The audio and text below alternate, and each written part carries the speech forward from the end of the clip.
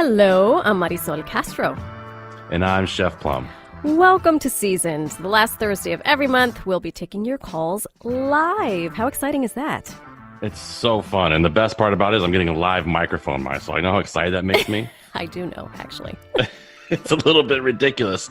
Today, we're answering any of your summer cooking questions you might have with the help of my good friend and Food Network celebrity chef, Michele Ragussis.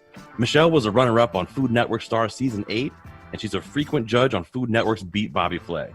She's also been a competitor on the show. Competitor. Mm-hmm. Like I get that T in there because it's competitor. You're going against someone. Yeah. And she beat her mentor in a pasticcio cook-off, Marysol. I love it. I have met Michele, and I'm so excited that she's our first guest for our first live show. So really, really exciting.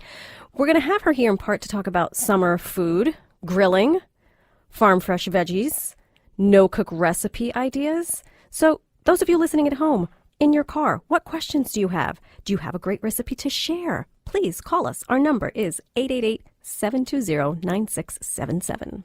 But before we get to callers, we got to meet our guest. Mm-hmm. Our guest is one of my favorite people in the entire world. I've been lucky enough to become close personal friends with her. She literally makes me a better cook every time we work together. Michele Ragussis, welcome to the program. We're so excited to have you here with us, talking to us and, talking professionally. Yeah, you guys, thanks for having me. I'm excited to be here. I was stoked when we started talking about having guests on the show and doing our first guest. And I told Marysol, I was like, immediately we have to have Michele on, didn't I? Yes, you did. He's not lying, Michele. And I just want to, in full transparency, this is a live show and there is a storm ripping through portions of the Northeast. Michele, you are where right now in your house? So I'm sitting under my desk in my office because, Plum, it's not funny, because I just got a warning on my phone that it says severe tornado in this area. Take shelter now in a basement or interior room in the lowest floor. So I am just sitting on the floor under my desk. Well, we want you to be safe, so we appreciate that you are multitasking, talking to us and seeking shelter. But like Plum said, you actually beat Bobby Flay, and we have a clip of this. Let's take a listen. Oh, all right. I want to beat Bobby so bad, it's stupid. He's my mentor, so I do want him to be like, wow, my girl just beat me, and be proud. Well, clearly this was close because it was not unanimous. And the winner is Chef Michele!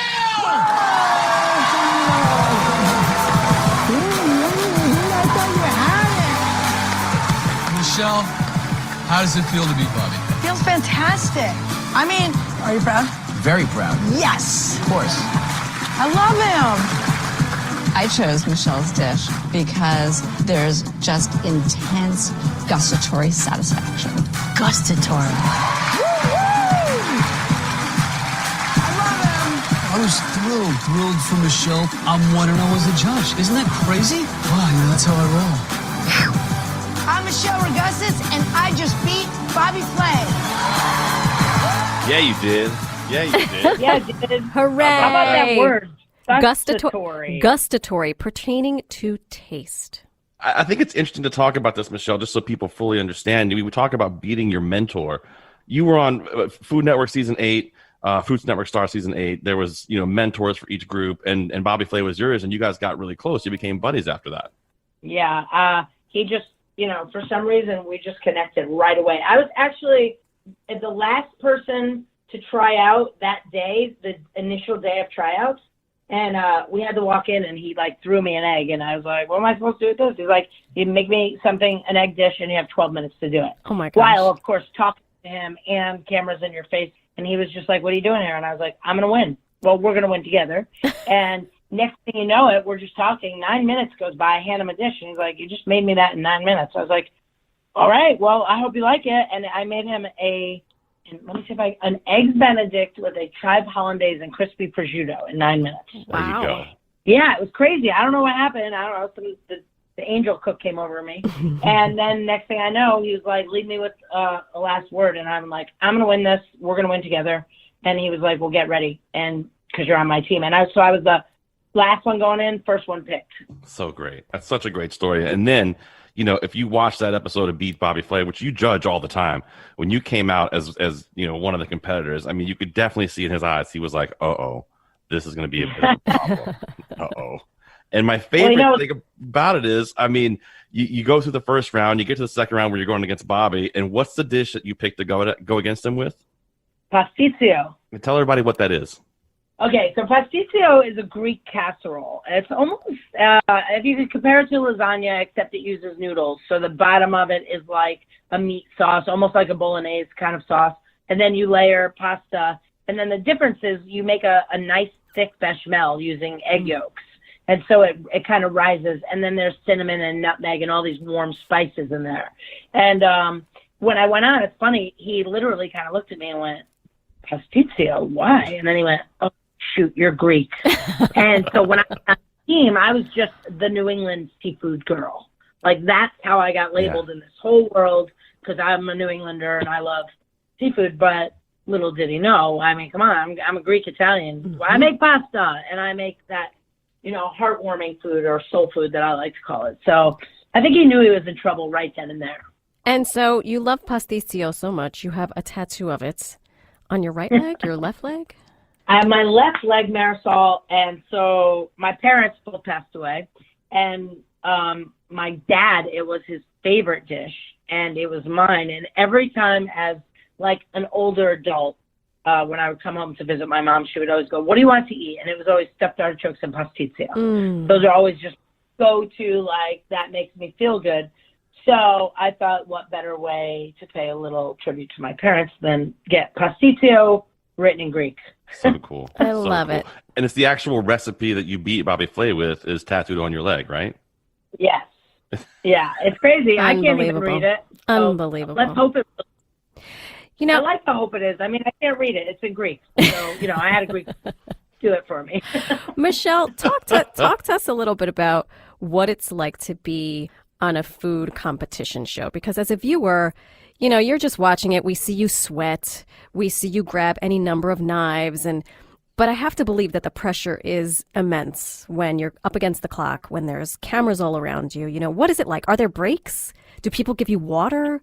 Is there cheating involved? Like, pull back the curtain and tell us what goes on in these food competitions. So, I think every show is different, but the majority of it is, no, there are no breaks. Food Network Star was a little bit different because it was so long and so many weeks, and the hours of the day were crazy. But if you were to take a Chopped or 24-Hour Restaurant Battle or Grocery Games, all those, there really is no break. I mean, it's like you go in, you find out what your food is, you're nervous, you're always kind of nervous. You just have this thing in your stomach. And we chefs are super competitive, so you want to win. It's number one in your brain. How am I going to win this show or this competition? And the nerves after about the first 5 minutes start, you're in game mode. You're just like, it's go time, and you don't care what is around you. If you can't find the knife, you'll like rip a butter knife off the wall and make it work. Somehow we do these things. I did that on my first television show ever was Chopped, and I literally couldn't find a knife to bone this fish. I couldn't find it. It was just nowhere. And I ripped a butter knife out of the wall that was behind me to have these knives on the set, and I didn't care. And they called me out for butchering this fish, but you know what? I'm going to do whatever I have to do to win. Yeah. And I didn't. But at least I didn't go out first round. So, and then after that show, I was like, that's it. And it gets your feet wet for doing these shows.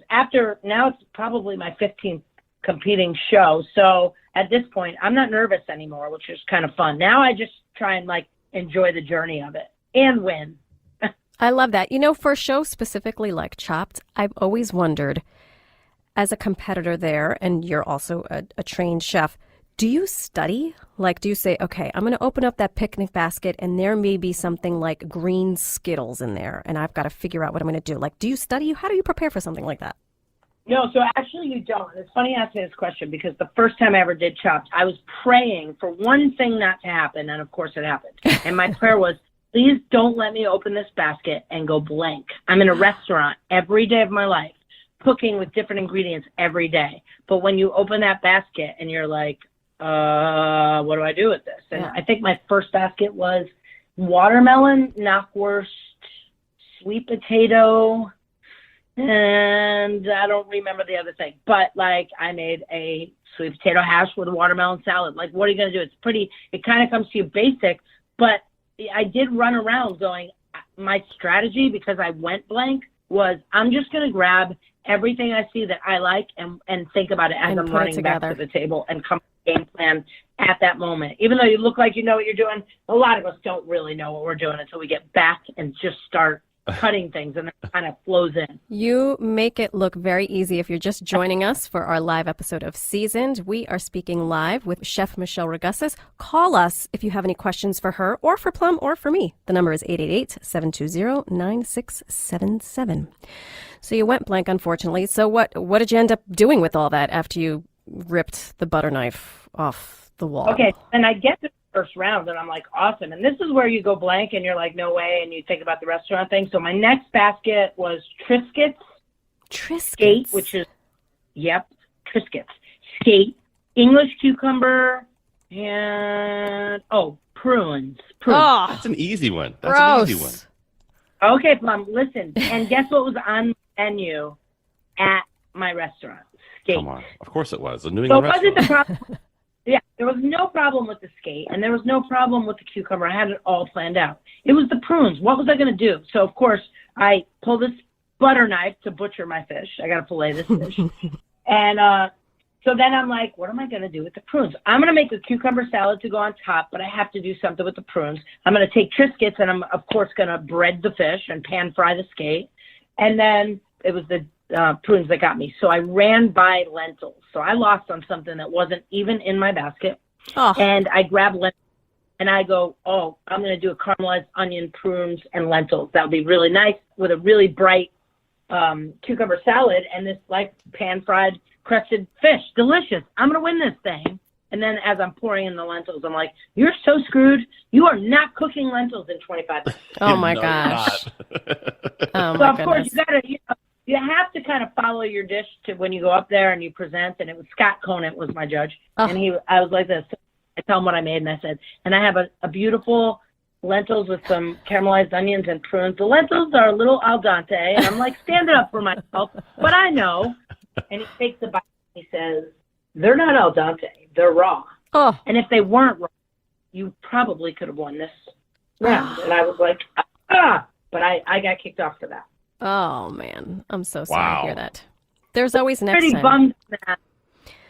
But the good thing was Scott Conant, I said, I'm not going to lose again. And the next show was 24-Hour Restaurant Battle, and he was the host of it. And I went on and I won $10,000.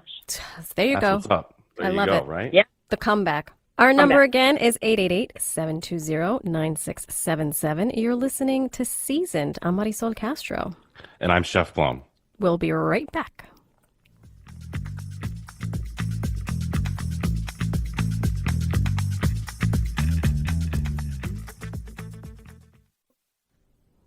Welcome back to Seasoned. I'm Marysol Castro. And I'm Chef Plum. And today we're live, and we're spending the hour with Michele Ragussis, an experienced private and executive chef and a frequent judge on Beat Bobby Flay.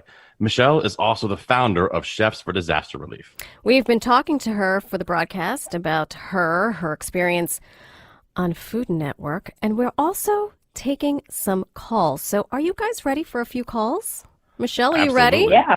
And for those of you at home Absolutely. dying to talk to us, because I know you are, our number is 888-720-9677. Again, 888-720-9677. Our first caller is Frank from Bridgehampton, and he wants to say hello to someone. Hi, Frank. What's going on, guys? How we doing? Chef Frankie. Yo, Jeffy. There he is. There he is. You know it was There me. he is. Frankie, what's going on, man? How has summertime food been for you this summer?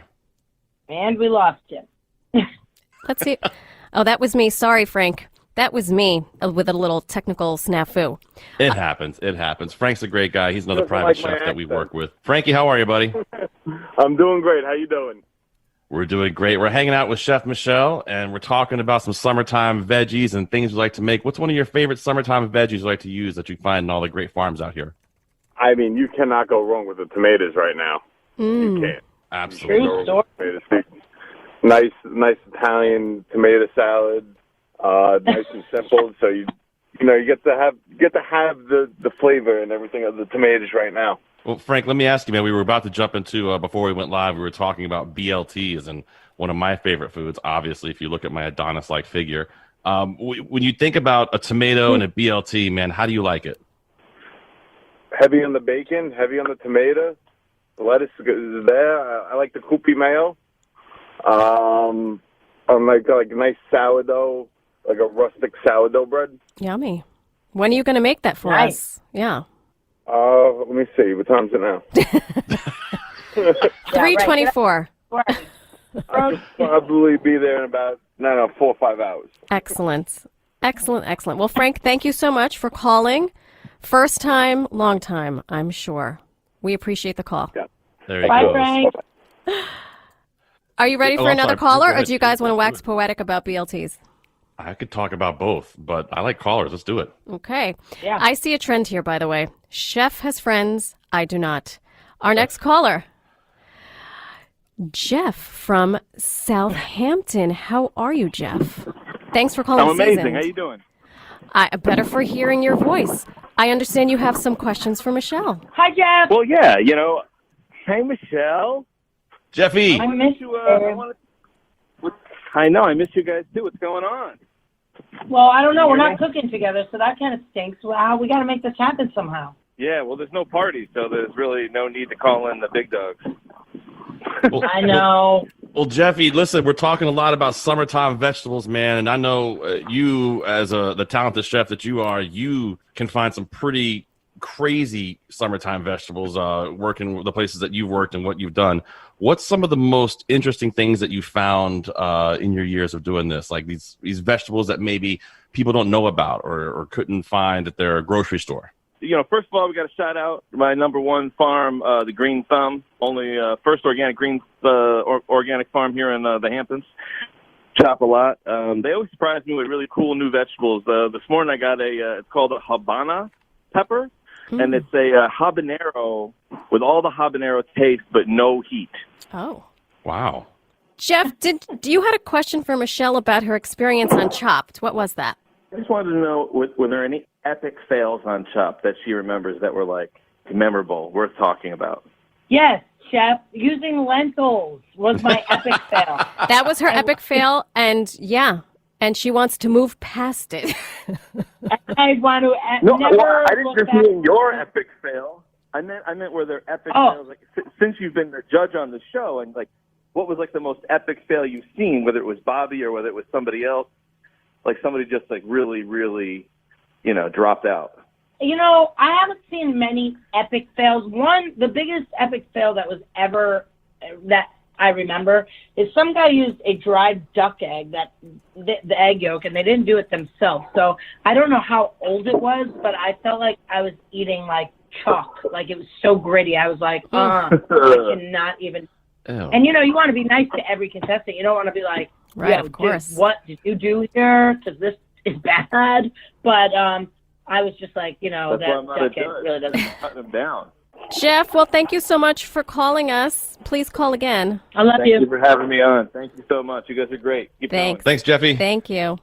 It's funny when you talk about people and fails and you do these shows. And, I remember when I did Chopped, one of the baskets I had tofu in it. And I, at the time, couldn't have told you what the hell to make with tofu. So I just seasoned it up like it was a piece of steak and barbecued it. That's not bad, though. Yeah, I won with it, so that's good. You guys interested in hearing from someone else? Sure, let's do it. All right. We have Mia from Danbury on the line. Hi, Mia. Thanks for calling Seasoned. Mia, how are you? Hey, guys. How are you? We're great. Love that you're from Danbury. You want to give some shout-outs to some of your favorite summertime restaurants here in the Nutmeg State? Well, actually, I wanted to shout out Artisan in West Hartford. I just had to give them a little shout-out because I feel like they really are putting the effort during this time to just give you just a memorable experience, palate-wise, as well as aesthetics. It's just amazing. I was really, really impressed. Have you guys been there? I have not. I've never been there, but I've heard it's fantastic, and it's one of those places that's on my list to definitely check out. Oh, definitely go. It's worth it. I'm going to take Michelle with me, and we're going to go to Artisan for dinner, and I'm going to say, hey, Mia said we should come here. Would that get us any clout there or no? Well, if you're going to say that, then you have to say my name right, which is Nia with an N, which is perfectly fine. But now that we're going to do a little clout, maybe that'll give me like a free creme brulee or something one day, or a panna cotta. Hey, there you go. Oh, for sure. A free creme brulee. And my apologies, Nia with an N. Oh. I got the wrong spelling. Listen, I get paid to pronounce people's names correctly, so I take it personally when I don't do it right. I really appreciate it, but I feel like I'm like going, wait, don't tell me or something, because like all these chefs right now are on the phone with me who I've been watching for years, like competing. I just want to give you guys all a virtual high five.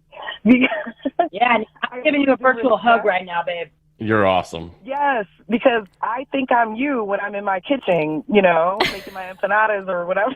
I love it. There you go. Well, Nia, thank you very much for calling in. We appreciate it. Thanks for calling. Call again. Likewise. Thank you, guys. Thanks, Nia. Take care. There she goes. And you guys can call us too if you want. The number is 888-720-9677. That's 888-720-9677. Michelle, one of the things I think is pretty cool that not a lot of people might know about you is that you're actually from Connecticut. You were born in Derby, right? Derby, Connecticut. Yeah, I'm born in Derby. My sister lives in Guilford, Connecticut. So Connecticut, has a special place in my heart, along with the rest of New England. Nice. We love that. Yeah. I love it. We're talking all things summer food related and the occasional lentil, which is all seasons, right? You can have lentils. Raw lentils. Lentils are fine any season. But we have someone else that I want to bring into the conversation here. Daniel from Bridgeport. Thanks for calling Seasoned. How are you? Hello. How are you guys today? We're great. Hi, Dan. The fantastic Chef Dan from the Pantry in Fairfield. One of my favorite human beings in the state. I love it. And one of my favorite human beings on the planet. Why you always try to one-up me when we talk to people? Why does this always happen? Oh my God, I love Dan. All right. Sorry, Dan. Marysol. We always fight. Dan, I couldn't pick you out of a lineup of one, but I'm so happy that you called us. So tell us, you want advice about what type of fuel to use for barbecue? What are you trying to cook? Well, anything. Well, what's the preference? Wood, charcoal, propane? I always, chefs always have are usually very distinct in what they like to use. So I was just curious of what Michelle and Chef Michelle and Chef Plum what their favorites were. Michelle, my choice is always going to be wood. I want to go wood first and foremost. If I'm going to cook over fire, I want to cook over wood. I think that any kinds of different things you can find as far as different types of wood, whether you're using maple, whether you're using cherry or walnut. I mean, we have so many different types of wood here in our state. Literally, it's kind of a no-brainer to do it. You can get so much extra flavor in there. Michelle, what do you think? Yeah, I'm totally down with you. I mean, wood is the number one. Then I would go second, obviously, charcoal, and third, propane. I don't really think get any flavor with propane, but wood all the way. I'm curious. Marysol, what about you? What do you want to use? I only have propane. Sorry, I'm a mere mortal. But I've threatened to get a barbecue, a grill where I can use wood chips. But I'm curious, since you're all in this culinary world and I am, sort of on the sidelines, what is the easiest thing to cook on barbecue? Because a lot of people, there are a lot of people who say I'm a grill master, and they can't, they overcook a steak. But what is like for folks at home who are listening to us and they're like, you know what, I want to make this great thing on the barbecue. What is like you can't screw it up? Yeah, Michelle, what do you think? What do you think the easiest thing to do? That's actually a really good question and a hard question, because I think you could almost screw up anything. I think vegetables are the easiest thing to cook, honestly.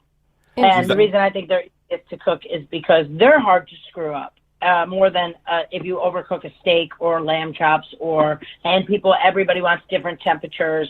So if you're going to marinate and grill some veggies, I feel like you can't go really wrong there. Like peppers and mushrooms and onions, you can always get a really nice grill flavor and put them to the side and even use them later or throw them in a salad. And so veggies are my number one.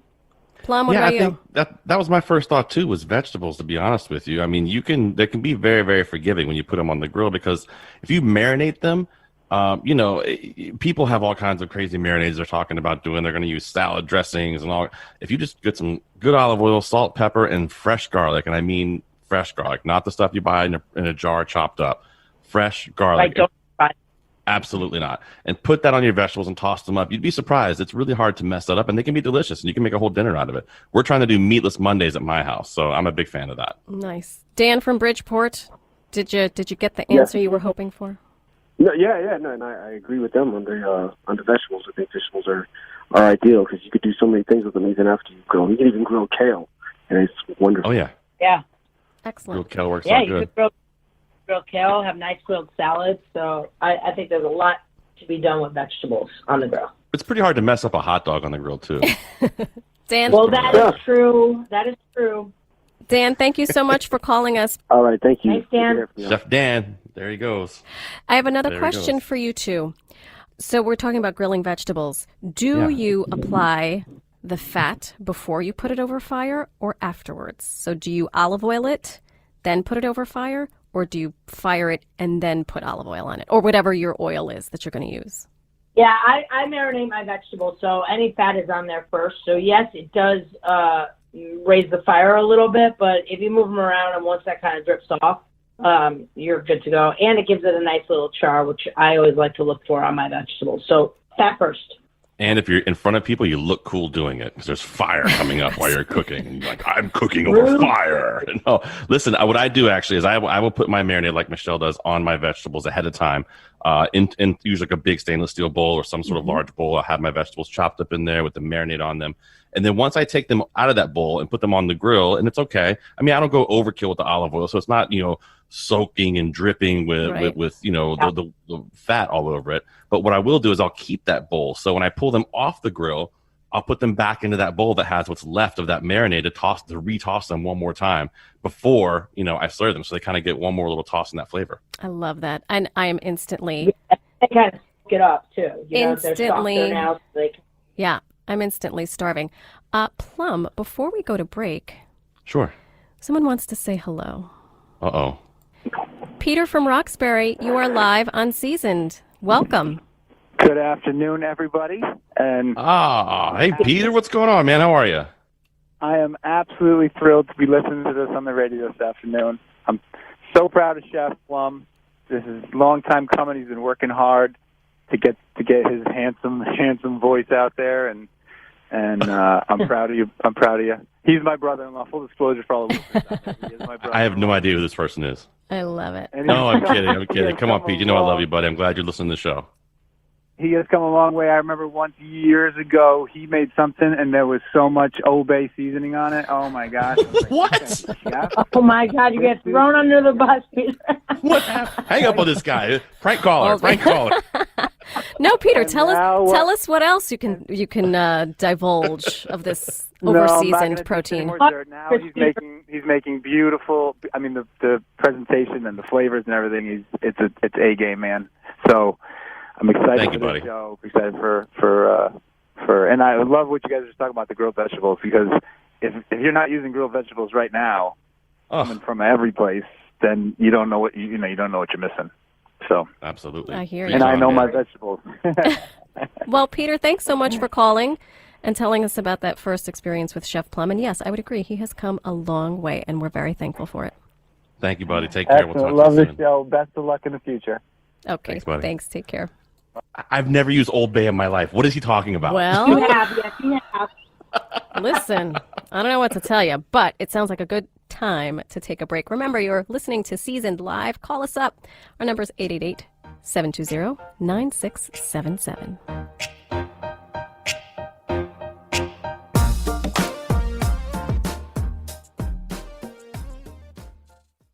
Welcome back to Seasoned. I'm Marysol Castro.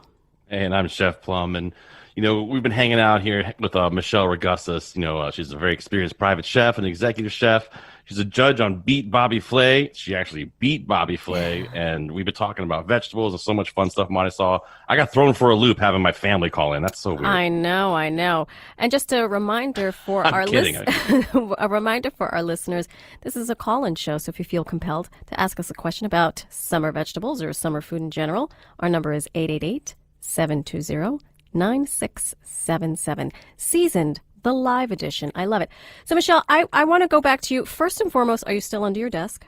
I'm not now. I kind of came up, although it keeps clearing, and then all of a sudden it gets really dark again. So I'm keeping an eye on it, but now I am out from underneath the desk. Okay, so for those of you who didn't hear the top of the show, the storm was going through her neck of the woods, and she took cover, but it sounds like she's doing well. Michele, you're the founder of Chefs for Disaster Relief. What is that? Why did you create it? So I created it because when the fires in Australia were happening, Marysol, if I watched one more koala die, I just found myself crying in bed at night, and I couldn't. I don't know what to do. It was hard. And so it was really hard, and it was just the rainforest, everything was burning, and obviously this trend it keeps going. And so I wanted to just start something where chefs. It began with where chefs could help somehow. Mm-hmm. So I just called up a lot of my chef friends, and I was like, I'm kind of on an idea. I'm not really sure what it is, but will you help? And everybody said yes. So I didn't really know what I was doing, and I still don't know what I'm doing. But we got this page out, and we started giving giveaways, and every week it was me and my niece would put up just a link.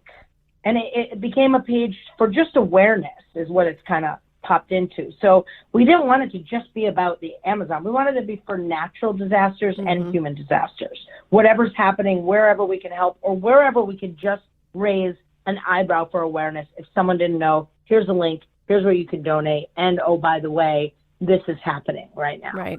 And so, it's really hard to even keep a page like that going, it's hard to get chefs tied down to anything. We are always on the run. Plum, you know this, we are always busy. We don't know from one day to the other what is going to happen and where we're going to be driving to, or where we're going to be cooking, or if we're going to be doing a TV show. So I was going really big with the idea, and then I realized it was so hard that now it has just become a page for awareness, and that's it. And we'll post on what's happening and where you can help. And, it's tough to get it going, but we're still working on it. And I think everybody who has any sort of voice, and even if you don't, you have a voice in your community somewhere along the way, that we all have to just pitch in and do some kind of good, especially right now. I love this. Yeah. And I remember talking to Michele about this when it all happened at the beginning, and when it first started out in Australia, and watching her and getting really upset about watching these animals. And then I was fortunate to see it in person. We were in Texas, and I watched doing an event together, and I watched her almost steal a kangaroo from Texas once. It was coming home. a near kangaroo abduction. I was actually ready to do a podcast myself, and I see him come running, and he's like, you got to come now. And I'm either like, there's two things happening. One, there's something I need to see really bad, or something bad is happening, and I need to come now. So I look at the guy, I'm doing the podcast, I'm like, I'm sorry, I'll be right back. And I take the headphones off, and I run, and I almost started just bawling. It was a baby kangaroo in diapers. It was. In diapers. Wait, I'm sorry. Did you say it was a Joey in diapers? Yeah. I mean, listen, it's a living thing. It has to go to the bathroom, so I guess a diaper was the best thing. What had happened was, at this particular event we were at in Texas together, we were judging a cooking competition, Michele and I were, and then at the event they also had a gentleman who showed up with animals for people to pet the animals and see them. So it was just kind of it was a very kid-friendly event. So if it's kid-friendly, generally it's Chef Michele Ragussis friendly as well. I love this. And you guys, we have another caller. Great. We're speaking to Ed from New Haven. Ed, thanks so much for calling Seasoned. How are you? Oh, I'm good. How are you? We're great. I understand you have a question for our chefs. Tell us what the question is, with a specific food that you have. Yeah, so I go around the forest and look for mushrooms, and I occasionally get a really nice score, which I just came across, which is chicken of the woods. Ooh, and I have a lot of it, and the issue I'm having is I'm running out of new ideas to cook with it, and I was wondering if you guys had any recommendations. What's the last way you cooked one? Well, first, before you answer that, can you explain to our listeners what chicken of the woods is? Good idea. Chicken of the woods is a fantastic fungi, and it's delicious. It's meaty. It has a slight lemony taste to it. It's a nice orange, really pretty mushroom. And it's a polypore, if you guys were interested in that. Yeah, it's a great mushroom.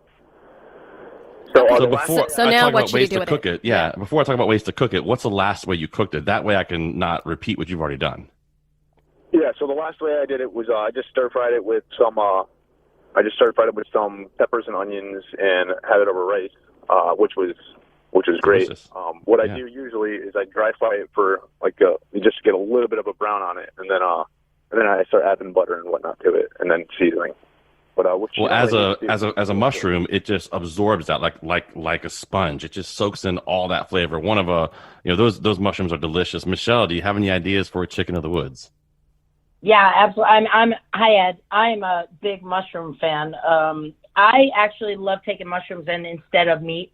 Speaking of a meatless Monday, using them in like a bolognese, and I'm a big fan of pasta. So anything I could do with pasta, even a cream sauce with mushrooms or tomato sauce with mushrooms, and just changing it out for the meat is my call on that. Yeah. I love I do a black trumpet cream sauce over pasta, and that's phenomenal. I love lobster mushrooms and chanterelles. They're my top favorite, but lobster mushrooms are my top favorite mushroom.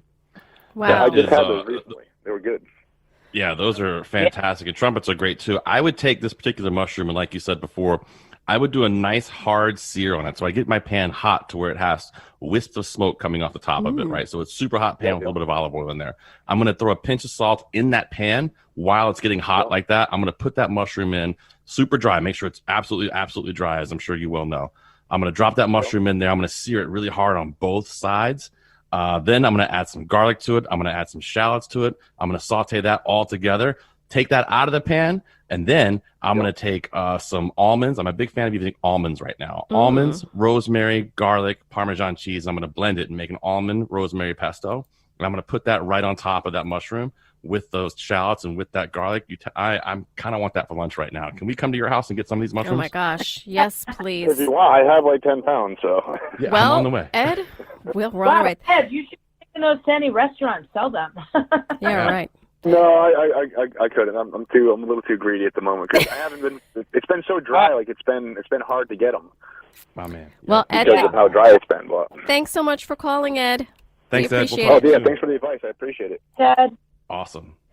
Next, we have Mary Jane. Hello, Mary Jane. How are you? Thanks for calling Seasoned. Oh, hello. My question was, if you're making a bean soup, if you soak the beans overnight, that's a recommendation. What if you don't have time to make it? Would it be okay to cook it soak them for 2 days instead of one? They would just be getting in more water. Absolutely, Michele. Do you want to go with this one, or you want me to take it? Yeah, I mean, if you soak them, if you're going to soak them for 2 days, you can actually just after you're done soaking them for a day and they're soft, you can take them out of the water and put them in the fridge. Mm-hmm. In other words, you don't have to keep soaking them, but you can. They're just going to get bigger and bigger and expand the water. So, and Mary Jane, I want to say thank you right off the bat for being a person who does soak their beans ahead of time. I think that is a forgotten art these days. You find many restaurants don't even seem to remember to do that. Soaking them ahead of time is so the way to go.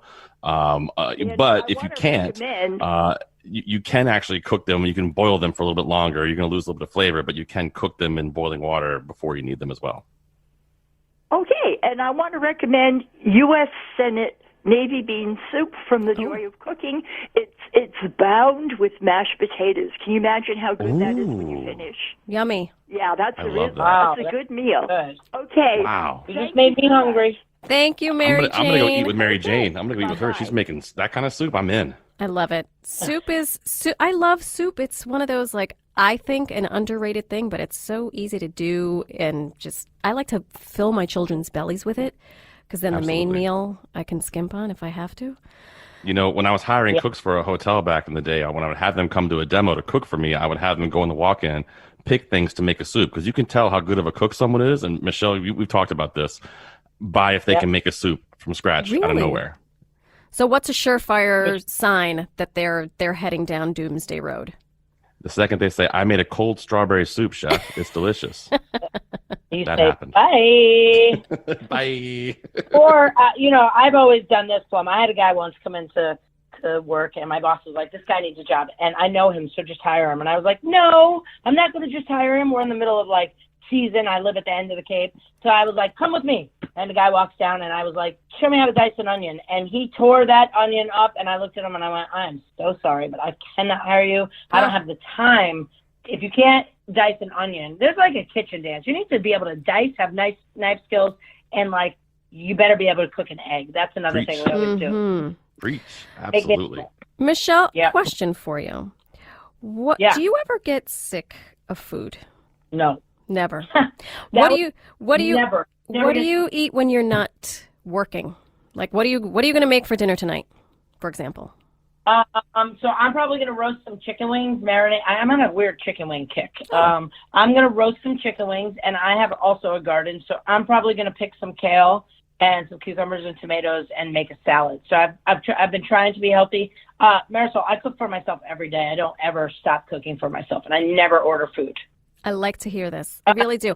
I'm always curious what chefs, because I've seen some chefs who are like, I'm going to have a peanut butter and jelly sandwich right now because I'm just tired of it. Which, by the way, I kind of like a PB&J. But I'm glad to hear that you cook for yourself and that you still enjoy it, because I see the two of you and I know I can only imagine how difficult it is to show up and do your job every single day for any field, but specifically with cooking, because I see you guys pour your hearts and souls into a dish over, piping hot pans and pots and cuts and this and the other. So what do you do to keep yourself sane and keep up your stamina?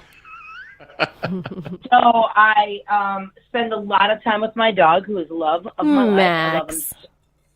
And he brings me just so much joy in my life that if I ever feel depleted or when I'm away from him, I just can't wait to get back to him. And when I'm cooking for myself, and you guys were just talking about the BLT salad, right? And so I'm always thinking about food. It's just I was born on Thanksgiving Day. I mean, it's my favorite holiday. I think that, I was meant to be a chef. So I was thinking about the salad. I'm like, I'm going to have salad for lunch, but that's kind of boring. And I saw a picture of a BLT, and I was like, oh, my God, I want a BLT so bad. But I don't want to eat the bread right now because, COVID pounds. I'm trying to be healthy. Okay. And I thought, what is it that makes a BLT so good? Yes, the bacon, of course. But it's always, to me, it's the juice of the summer ripe tomato and the mayonnaise. When they meet, it's got this really unique BLT flavor. I mean, if you actually had a tomato sandwich with mayonnaise, you almost will taste that. So I thought, I'm going to make a salad. I got this beautiful kale. I got some romaine. I mixed this salad. I cooked 2 pieces of bacon, and I thought, all right, how am I going to make the dressing? So I squeezed some tomatoes, a bunch of all this tomato juice and water, put a little bit of mayonnaise, tiny bit of mayonnaise, olive oil and vinegar, and I made the dressing, and it tasted like I was eating a BLT. Oh my gosh. Now is my new favorite. Fantastic idea. That is I like that a lot. And I think the salt is really important in that too, Yeah, absolutely. We could get a little crazy here and add just a little drop of the grease of the bacon grease to that vinaigrette, and it makes it's like you're eating a BLT. You don't need the bread. We have another caller, but before we get to that caller, I want to ask each of you, how do you do your bacon? Pan, oven, microwave, something else? Word microwave means I've never heard of that word. I actually do mine in a pan now. I'm pretty adamant about that. I like it. What about you, Michelle? Oven girl. I'm oven. Interesting. What do you put the temperature on in the oven, if I may ask? And do you coat the baking sheet? Foil on the pan, and the oven's at 450 on convection. I say that again. Foil on the pan, 450. Foil on the pan, 450 convection. That's what if you don't? I don't have a convection oven. You see, all these questions I'm asking are really just for me. I don't have a convection oven, so can I just do 450 regular? 425. I always go 425, but Plum, you're risky. You're a risky man. No, I'm good. Michelle, before we get you out of here, I got to ask you too. I know you have a really great project you're working on, but what's coming up next for you? What's next on the agenda? So, I'm just going to keep on cooking, try and stay safe. And I have been working on a project with Mary Stuart Masterson, the actress. And hang on. You dropped the name right there. Let me pick that up for you. Mary Stuart Masterson. Sorry. Go ahead. I don't want to drop it. So she's my buddy. And, so we are working on a project together, and so we got some people looking at it. Fingers crossed, and hopefully it gets picked up, because it is a show that I think can definitely do some good in the world through food and change some lives, and I think we need that more than ever right now. Yeah, 100%. I mean, I think that's one of the most important things. And you listen, food nowadays, hey, it can bring a lot of happiness because we're all, still trying to take care of each other, take care of ourselves, and, stay home as much as we can. So let's cook more and listen to this show. That's what we should do. I like it. It sounds like an excellent idea. And actually, Funny you should ask that, Plum. We have one caller left. Tammy from Norwich. How are you? Thanks for calling Seasoned. Hi, how are you? Hey, Chef, how are you? Tammy! Hi, Chef. Tammy she basically runs Mohegan Sun. She's the heart and soul of Mohegan Sun, one of our favorite festivals every year, and Tammy is an icon over there. Yeah. So my question is for Michele. Michele, where's your next demo going to be at? My next demo is going to be at Mohegan Sun with my girl Tammy, and I don't know what I'm going to cook yet. Oh, and I do know what I'm going to make. This year, stuffed zucchini blossoms. Oh, my God, my favorite. Are we going to fry them? You know it, baby. Of course. I love it. That's delicious. Love it. That's delicious. I love you. I miss you. I love you guys so much. Thank you so much for always being my best supporter. I look forward to that every year, and I pray that COVID has nothing to do with it, and that we'll make the sun shine again, and we'll all be at the sun together. Excellent. Tammy, thank you so much for calling. You're an icon, Tammy. Thank you. I love you, babe. I love you. Well, that was fun. That was it. Michele, thank you so much. Season is produced by Robin Doyon-Aiken, Katie Tolarski. Thanks to Jean Armentroda and Carmen Baskoff, who helped out with today's show. And thanks to you for listening.